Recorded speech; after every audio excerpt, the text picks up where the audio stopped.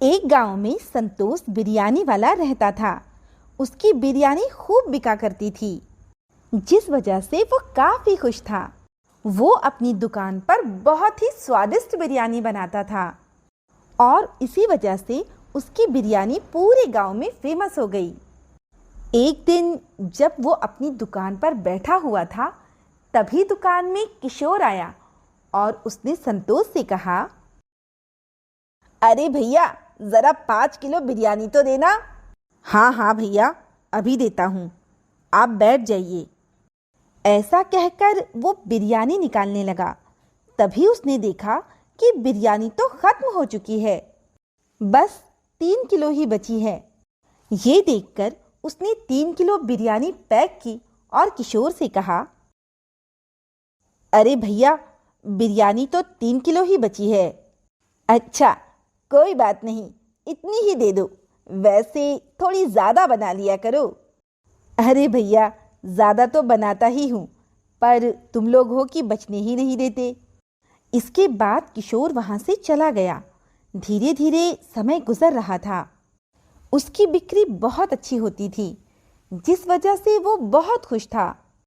बस भगवान से मेरी यही दुआ है कि मेरी दुकान ऐसे ही चलती रहे। मुझे और किसी चीज़ की ज़रूरत नहीं है। एक दिन की बात है, जब वो बिरयानी बेच रहा था तो उसने देखा कि सामान खत्म हो गया। जब उसने मुर्गों की तरफ देखा तो मुर्गे भी खत्म हो चुके थे। उसने अपने आप से कहा, चलो मैं काका से मुर्गे ले आता हूँ। ऐसा कहकर वो मुर्गे लेने चला गया। दुकान पर पहुंचकर उसने दुकानदार से कहा, अरे काका, 10 मुर्गे तो देना। हाँ हाँ, अभी देता हूँ, मुर्गे महंगे हो गए हैं, अब 20,000 के 10 मुर्गे हैं। क्या? पहले तो 5,000 के 10 मुर्गे थे। मुझे पता है, पर मुर्गियों में एक बीमारी फैली हुई है, जिस वजह से ये 20,000 के हैं। लेना है तो लो, नहीं तो आगे बढ़ो। अरे काका, बुढ़ापे में इतना कमाकर क्या करोगे? थोड़ा हमारे लिए भी छोड़ दो। नहीं, मुझे कुछ नहीं पता, 20,000 में ही मुर्गे दूंगा। और वैसे भी तुम अपनी बिरयानी के पैसे बढ़ा दो, तुम्हें भी फायदा होगा। ठीक है काका, तो 5 मुर्गे ही दे दो। ऐसा कहकर वो 5 मुर्गे लेकर चला आया। वो बहुत ज़्यादा परेशान था, क्योंकि अगर वो इतने महंगे मुर्गे बिरयानी में डालेगा तो बिरयानी तो बहुत ज़्यादा महंगी हो जाएगी। और उसे ये भी पता था कि अगर उसने बिरयानी की कीमत बढ़ाई तो उसकी दुकान पर कोई नहीं आएगा। उसे कोई बीच का तरीका ही निकालना पड़ेगा, क्योंकि वो सबसे सस्ती बिरयानी बेचता था। इसलिए ही तो सब उसकी बिरयानी लेते थे। धीरे धीरे समय गुजर रहा था। कुछ दिन तो सब ऐसे ही चलता रहा। एक दिन की बात है, किशोर उसकी दुकान पर बिरयानी लेने आया। अरे भैया, 1 प्लेट बिरयानी तो देना। मैंने सुना है कि मुर्गियां महंगी हो गई हैं, फिर आप इतनी सस्ती बिरयानी कैसे दे रहे हो? अरे भैया, मैं आप लोगों के लिए महंगी कर सकता हूँ क्या? ये सुनकर किशोर बहुत खुश हुआ और वो आराम से बिरयानी खाने लगा। उसे बिरयानी में आज कुछ अजीब लगा, पर उसने कुछ नहीं कहा और पैसे देने के लिए संतोष के पास गया। ये लीजिए भैया पैसे। तभी उसकी आवाज़ कौवे की तरह निकलने लगी। अरे, ये क्या हो गया?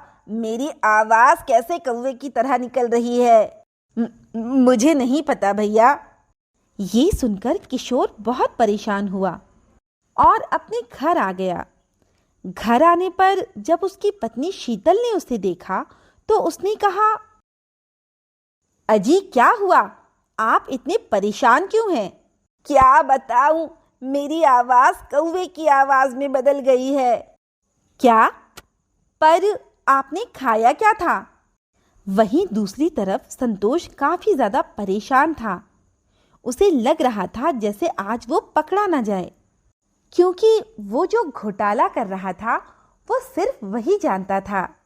और उसने अपने आप से कहा, मुझे जल्दी से दुकान बंद कर देनी चाहिए, क्योंकि यदि मैं पकड़ा गया तो भांडा फूट जाएगा।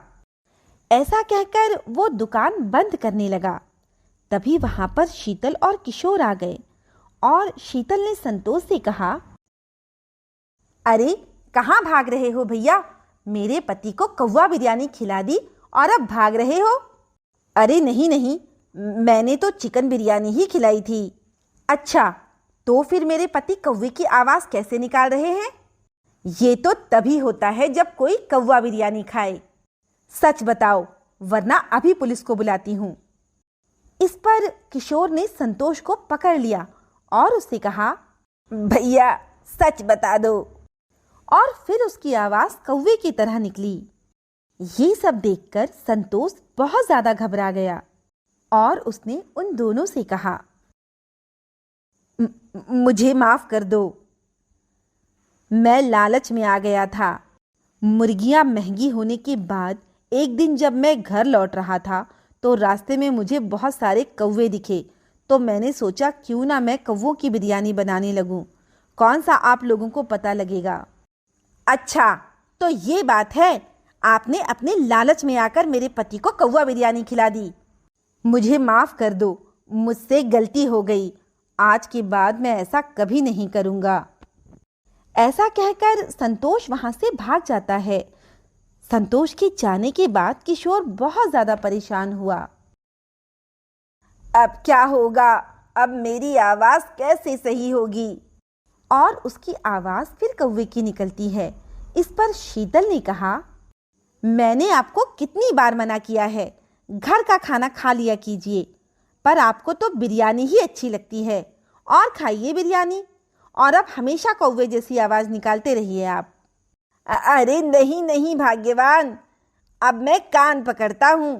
अब मैं कभी भी बिरयानी नहीं खाऊंगा, ना ही कौवा बिरयानी खाऊंगा और ना ही चिकन बिरयानी। ये सुनकर शीतल बहुत खुश हुई और उसने अपने पति से कहा, अजी आपकी आवाज़ तो ठीक हो गई। इस बार तो आपकी आवाज़ कौवे जैसी नहीं निकली। क्या तुम सच कह रही हो? अरे हाँ, मेरी आवाज़ तो ठीक हो गई। और ये देखकर किशोर बहुत ज़्यादा खुश हो जाता है और फिर वो लोग घर चले जाते हैं। तो दोस्तों, कैसी लगी आपको हमारी कहानी? अगर पसंद आई हो तो लाइक, शेयर और सब्सक्राइब करना ना भूलें और ऐसी ही कहानियाँ देखने के लिए बने रहें हमारे चैनल पर।